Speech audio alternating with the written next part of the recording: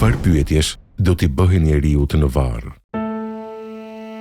Në fen ton, vdekja është fundi i jetës së kësaj bote dhe fillimi i një jete të përhershme në botën tjetër.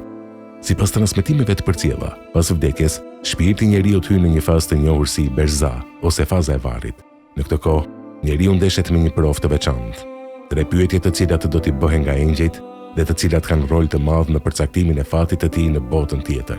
Në varr, 3 pyetje kryesore do t'i drejtohen secilit të vdekur. 1. Kush është Zoti yt? Thot besimtari, Zoti im është Allahu. 2. Cila është feja jote?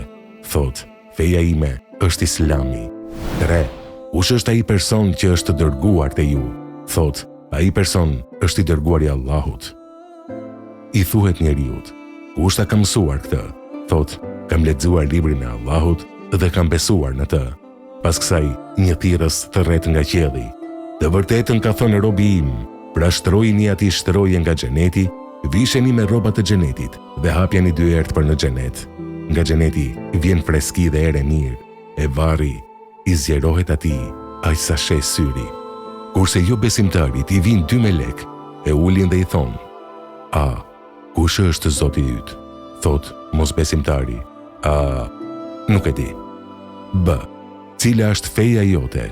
Thot, nuk e di. C, kush është ai person që është dërguar te ju? Thot, nuk e di. Pas kësaj, thëret një thirrës nga qielli: Gënjeu robi im, pra shtrojini atij shtroje nga zjarri dhe hapjeni dyert për në zjarr. E nga xhehenemi vjen nxehtësia dhe helmi i xhehenemit. Atij ngushtohet varri, aq sa brinjët i hyn njëra nën tjetrën. Allahun e lutim të jemi prej atyre të cilët i përgjigjen këtyre pyetjeve dhe ja ndjejmë erën e xhenetit. Amin.